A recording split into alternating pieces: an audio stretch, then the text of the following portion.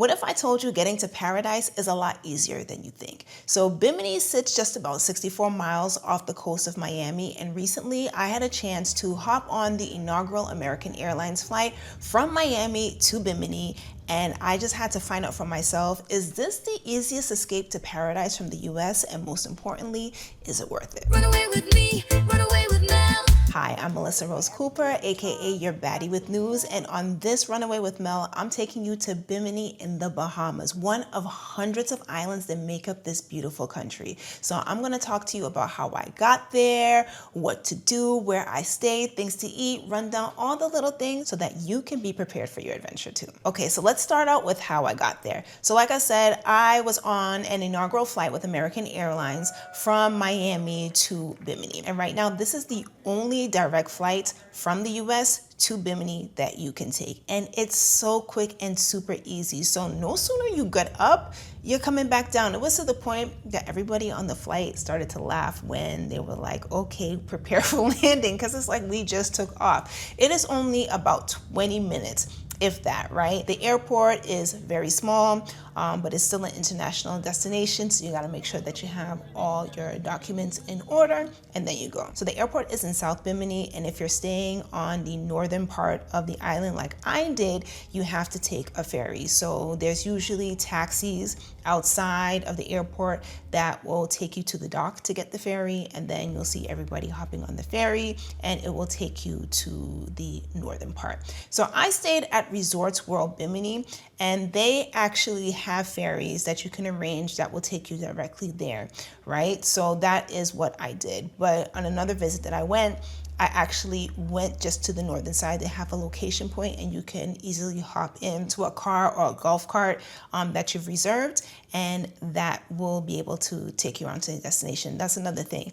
Cars, rental cars, I mean, they have them, but most people, they like to go around in golf carts because the island is so small and literally so easy to get around that golf carts are the preferred method of travel. So just an FYI to let you know. So like I said, I stayed at Resorts World Bimini, took the ferry over there, and the hotel is pretty cool. So the rooms are extremely spacious. It has all your modern amenities like a fridge, hair dryer, whatever stuff that you need. I had a view of the marina around, so that was really nice to see, especially during sunrises and sunsets, to have that right there. And the hotel, it has a lot of different eateries and restaurants that you can visit, but it's not all inclusive. So just make sure that if you are planning to eat there, you're gonna have to pay. But what's also great about the hotel is that they have pools that you can go in, even with a swim up bar. They're beautiful. It's also walking distance to Fisherman's Village, which is an open air market. So there's lots of different stores and foods and things that you can do over there. It's also a place that a lot of people will visit if they're on a cruise for the day, and Bimini happens to be their spot. And speaking of day things that you can do in places that people will come off the cruise and attend, they also have their own beach club, which you can get a day pass to go to. And this is great also with the different pools, but the beach is right there. And when you see the water, this water is so blue. Like, I thought I saw amazing beaches when I went to St. Martin, and then when I went to Anguilla even more, but Bimini, yo, this blue water is everything. So obviously going to the beach and taking a dip is one of the things that you can do, which a lot of people will engage in because hello, it is the Bahamas. But if you're looking for other things to do on the island, there are some things. So I also went to the SS Sapona shipwreck, which is a historical site, but it's also used now as a diving center, right? So people can dive in the water, go snorkeling, go and see all the fishes. I didn't do that because I'm not really a good swimmer and I didn't really feel comfortable. But if you're a great swimmer and you love to do those things, it's really, really nice to be out there. There's also the Dolphin House, and this house is amazing. Like, I feel like everybody should at least see this at least once. So this house is made from all things from the sea. And this man, Sir Ashley Saunders, is responsible for it. He built this house with his hands. all just finding things from the sea. And it's just amazing to see that he could do something like this, that anybody can do something like this, right? So this also is not only his home, it also serves as a museum. And he's a local historian, so he has a wealth of knowledge. Like, just talking to him is amazing. He's very friendly, down to earth. I'm telling you, this is a place that you'd like to see.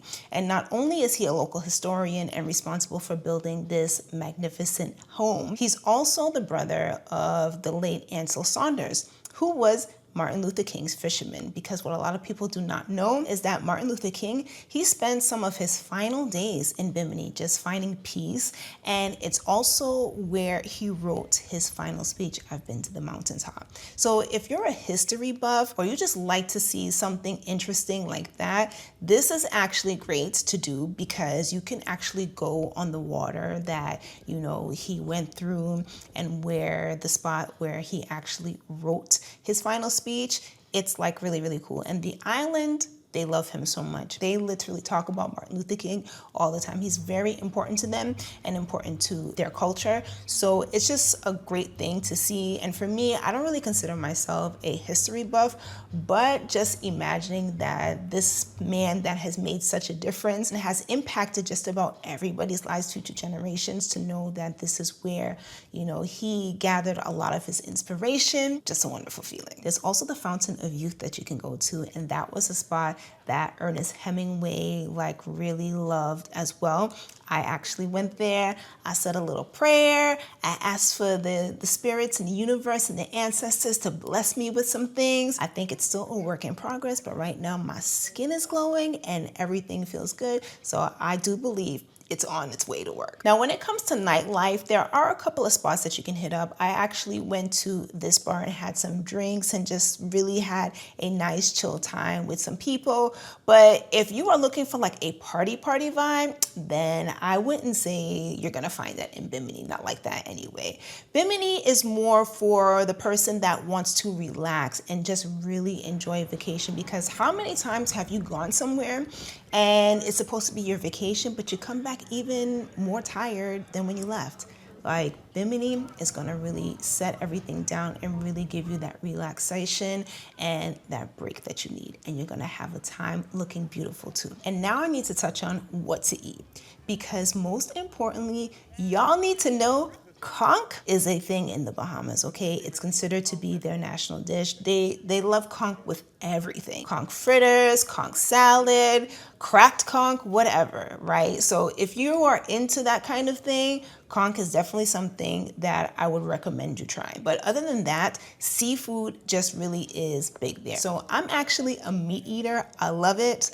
But while I was there, I really just tried to indulge more in all the seafood, because you're getting it fresh and that's what they're known for. So at Resorts World, they have a restaurant, Hemingway, and I actually had a fried snapper from there, which was to die for. Like, it was so seasoned. And normally I don't really like snapper like that, but this had me just wanting to, because it was so good. Even the people that I was sitting with, when they saw what I had, they were like, damn, maybe we should have ordered that too. It was that good. Also, there's this other restaurant, Bimini Seafood Company, that I actually ate twice. And normally I don't try to visit the same place multiple times when I'm on vacation, but their food was so good that it was like a no-brainer. So I had lunch there and I had this sandwich, which was the bomb. It was so flavorful and tasty, and the sauces in it, it was just really, really good. I also had these wings, and usually I'm not a wing person, but these wings, the little gravy and sauce that they had on it, good,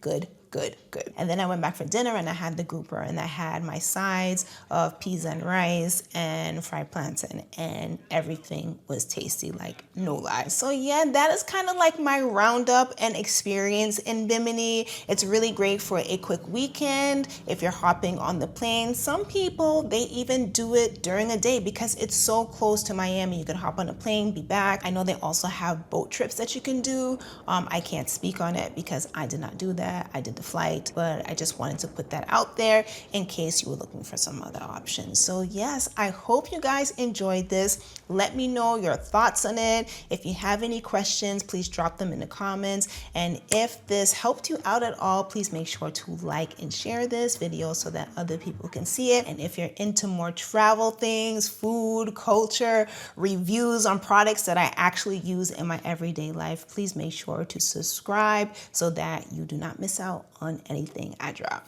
Bye.